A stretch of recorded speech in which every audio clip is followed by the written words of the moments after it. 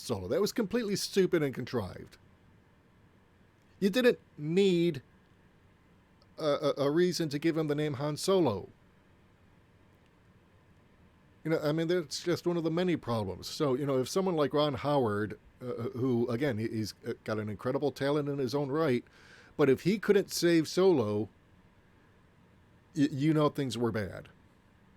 Okay? Because a director of his caliber can only do so much with what he has to work with. And it's interesting that, people are not blaming Ron Howard for the failure of Solo. They're blaming Kathleen Kennedy and Disney for interfering in the production and making wrong hiring choices where, there's chaos behind the scenes and rumor mills are coming out from insiders who are, people presumably loyal to George Lucas who are fed up with Kennedy and, her management of the studio. So, yeah, they're going ahead and leaking all this info, just to kind of warn people, look, this is what's going on. You need to pay attention.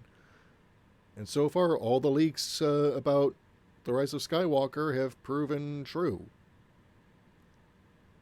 That that they were shooting all the way up practically to the last minute, right before the deadline to make their December 20th release date. Because if they'd had to push it back, that would have been, publicly embarrassing. So rather than push back the release date to next year, they decided, no, they had to stick to that after The Last Jedi. So you would think that after The Last Jedi being so divisive, that they would bring in someone who actually has talent to try and retcon The Last Jedi and fix what Ruin Johnson broke. But no, they brought back Jar Jar Abrams. Again, the worst possible choice to go ahead and try and fix what Ruin Johnson broke, because he made the decision, the conscious decision, to double down. So we see Billy D. Williams thrown in as Lando Calrissian for no real narrative reason other than to have him in there. It's like, yeah, you remember Lando Calrissian. You liked him in Empire Strikes Back and Return of the Jedi. Well, he's back. Like him again. We give him nothing to do, but like him. He's in here.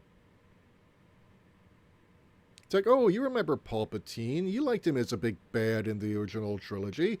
Well, accept him again. Because Ruin Johnson killed off Snoke. Supposedly the bigger, badder version of Palpatine. Who is the new big bad with mysterious origins. But rather than try and retcon what Ruin Johnson did, because Ruin Johnson basically said, oh, Snoke is nobody. He's not important.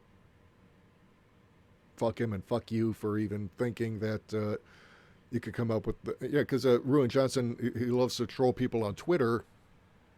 He posted this picture with a little card saying all your Snoke fan theories suck,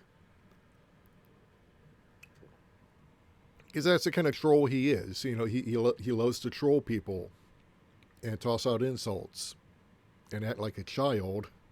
Because he is a child. I mean, Ruin Johnson and Jar Jar Abrams and Kathleen Kennedy and Bob Iger, these four are all overgrown children. And they treat us adults like children. They talk down to us. They insult us when we react negatively. Because you know what? Human beings react negatively to insult. You can take your passive aggression and shove it up your ass. Passive aggression is still aggression.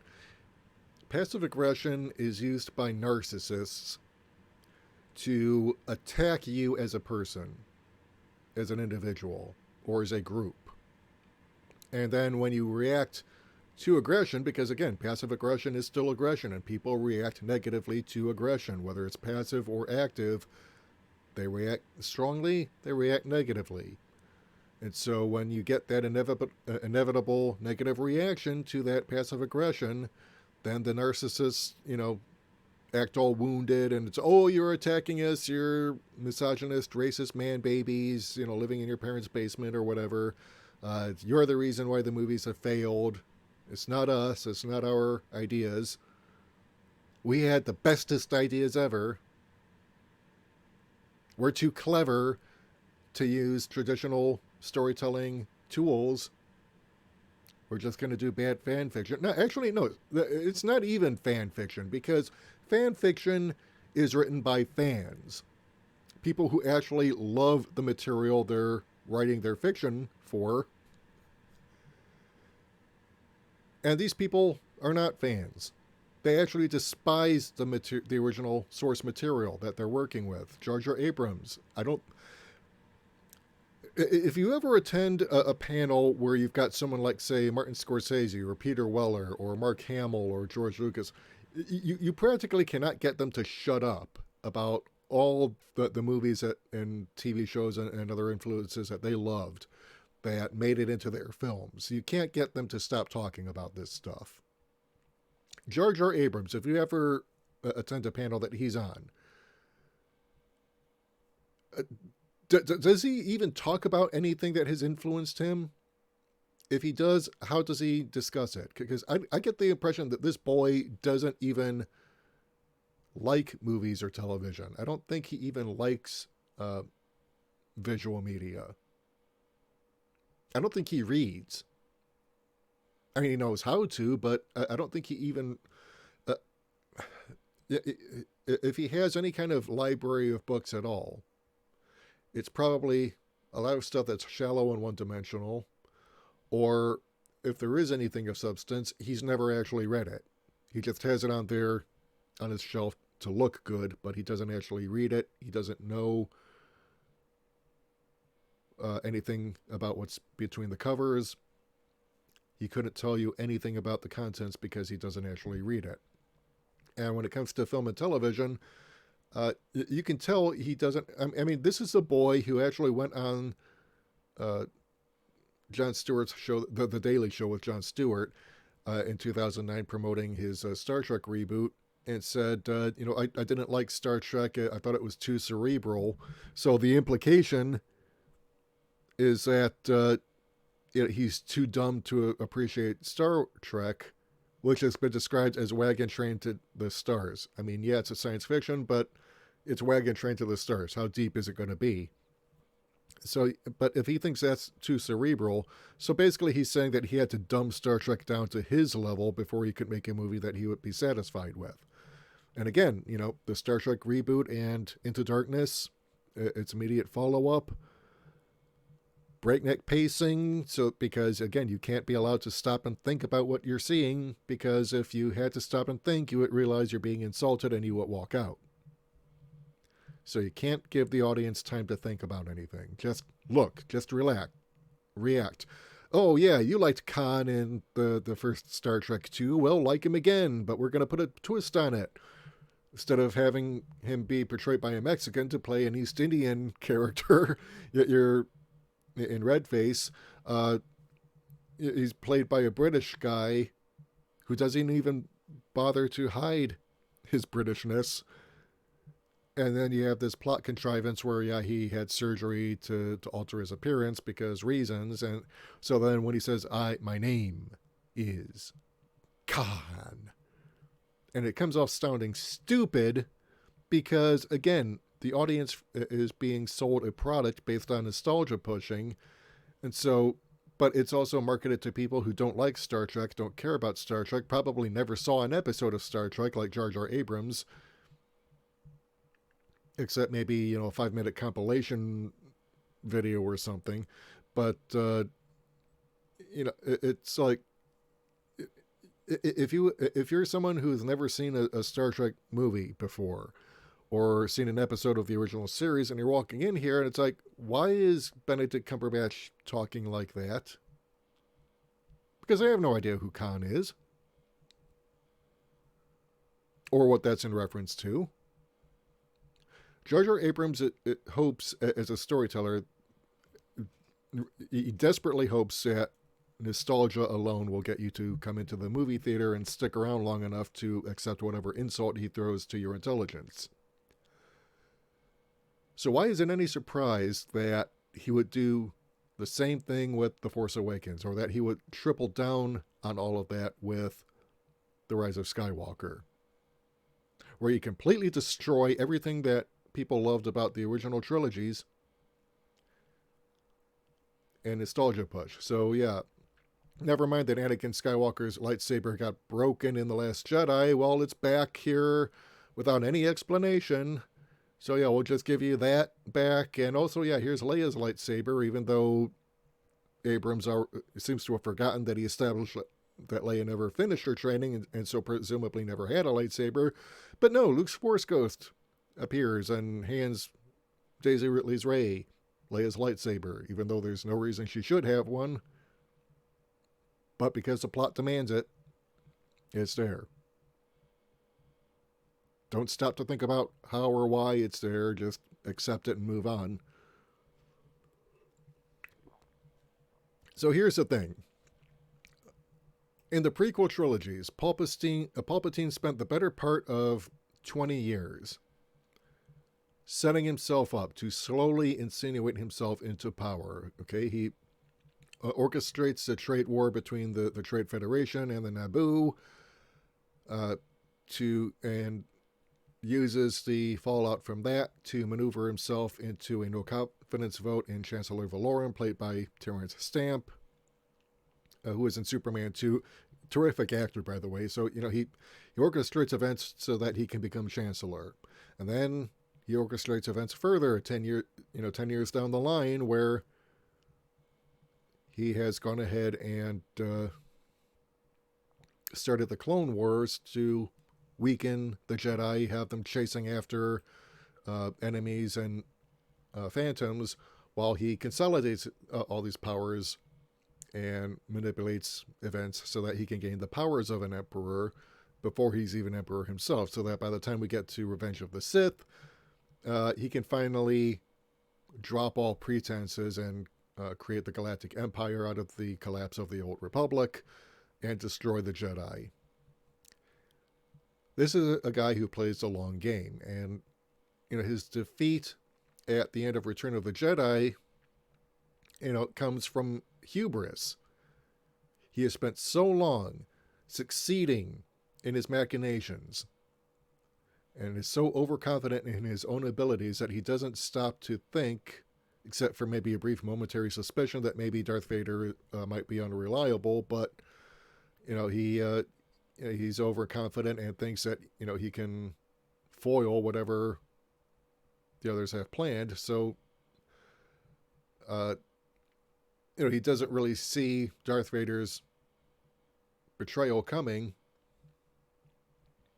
and he's basically defeats himself. So what happens in The Rise of Skywalker? He comes out of nowhere and announces his presence to try and manipulate Kylo Ren to bring him his granddaughter. And again, we got no foreshadowing in any of the previous two movies that Rey was a Palpatine. Palpatine was only brought back for Rise of Skywalker because Rian Johnson killed off Snoke, and Jar Jar Abrams, being the no-talent hack he is, could not see a way to resurrect Snoke that people would accept. And so, he went back to George Lucas and said, help, I need some advice. What do I do here? And supposedly, again, I cannot confirm this, but supposedly George Lucas recommended, okay, well, why don't you bring back Palpatine? I don't know, maybe he was trying to sabotage Abrams, because let's face it, George Lucas hated The Force Awakens and he despised The Last Jedi. And he was conspicuously absent for the premiere of The Rise of Skywalker. The one on Monday where it played to the media shills who almost universally hate it because it doesn't destroy Star Wars the way that they wanted it to be destroyed. Because the shills who love The Last Jedi for destroying Luke Skywalker and making him a coward who hides out on this planet and refuses to join the fight, and instead of physically going to Not Hoth to fight Kylo Ren, he force projects himself and dies of exhaustion like a bitch. Yeah, yeah, that's what they did. So apparently, because Jar Jar Abrams tried to retcon, basically the media shows who love the Last Jedi and hate the Rise of Skywalker, their only bitch is that uh, Jar Jar Abrams didn't do what Ruin Johnson did. All the things that they hate, and this is why they're stupid. Okay, the media shows who sing the praises of the Last Jedi is taking bold moves and challenging the audience. No, no, it didn't challenge the audience. It insulted the audience. It told the audience to go fuck itself. It said, "Ha ha ha! You're scum for even thinking that there would be any payoff to the answers that Jar Jar Abrams set up, and fuck you." And for some reason, the media shows, uh, get down and verbally fillet Ruin Johnson for this shit. But all the things that they loved The Last Jedi for, they hate in The Rise of Skywalker because Jar Jar Abrams is also destroying the legacy of the Skywalkers. He turned Rey into a secret Palpatine. Yeah, no explanation for how Palpatine could have had children between. Because there was never any hint either in the original trilogy or in the prequel trilogy that he had children. But supposedly he has a son who then goes on to father Rey, and apparently now in the Rise of Skywalker, it's established that Luke and Leia knew she was a Palpatine, and that she was left, and that her parents left her on Jakku to protect her from her grandfather. After Ruin Johnson said, "Oh yeah, she's nobody. Her parents were nobodies. They sold her for drinking money, and then died." But apparently, this was Jar Jar Abrams' attempt to retcon that and get Rey, because he hinted that Rey was important. Okay, and I think people would have accepted that Rey had been a student of Luke Skywalker and had some training, but because Kylo Ren had turned to the dark side, uh, he had to hide his surviving students on different planets. Much like Luke was hidden on Tatooine and Leia was hidden in the royal family on Alderaan. You could have. I mean, if you're going to rehash anything, I mean, you could have done it where Rey was, secretly maybe one of Luke's students and maybe potentially the most powerful one, but not yet fully trained. But she had some training,